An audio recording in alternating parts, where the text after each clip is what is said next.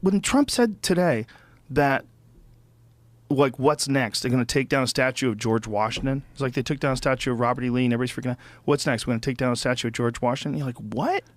Is it about statues and monuments? I know you saw the interview I did with Corey Stewart, who's trying to run for a Senate seat there in Virginia, and he makes the case that it is about statues and monuments, and everyone's trying to make it about something else. I think that we have to get to the heart of the problem here, and the heart of the problem is the way in which many of us were taught American history.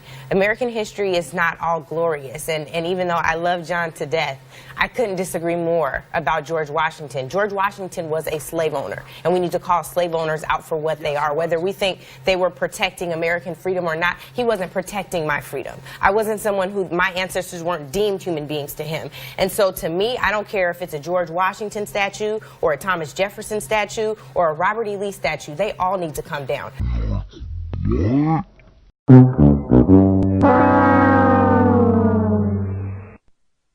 He mentioned Thomas Jefferson. He wrote a biography of Thomas Jefferson. Thomas Jefferson had slaves. Yeah, I read it. Had slaves and children with the slaves. Exactly. And it does matter. Therefore, should they take down the I Jefferson Memorial? think that people need to understand when people that were enslaved and robbed of even the right to marry and had forced sex with their slave masters.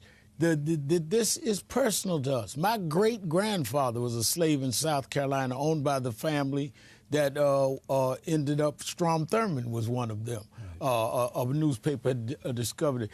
So this is personal. This is not some kind of removed discussion from us. Our families were victims of this. Certainly they ought to be removed. Therefore, everybody associated with slavery in terms of any public monument to them.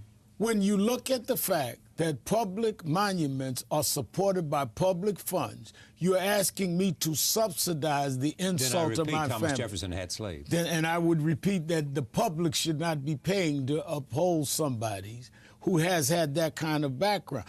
You have private museums, you have other things that you may want to do that. When Trump said today that, like, what's next? They're going to take down a statue of George Washington. It's like they took down a statue of Robert E. Lee, and everybody's freaking out. What's next? We're going to take down a statue of George Washington? You're like, what? So, I mean, this is useful because this is something I type regularly on the odd moments that I get to actually look at YouTube comments once in a while. Not an argument. It's not an argument. It's not an argument.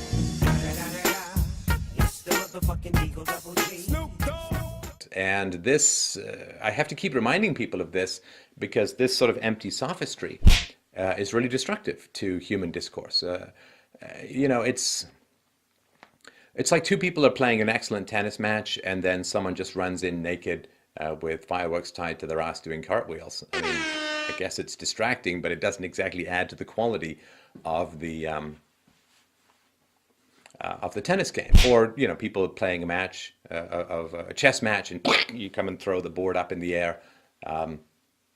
This is what happens when people are trying to have an intelligent conversation and someone barges in with their emotional, empty, stupid defensiveness. It's just annoying. And I sort of hate to put it this way, but maybe this is the Dunning-Kruger effect, where people who aren't very good at things think that they're really good at things. And people who aren't very good at things always underestimate how good other people are at things. And you don't know how dumb you look to intelligent people.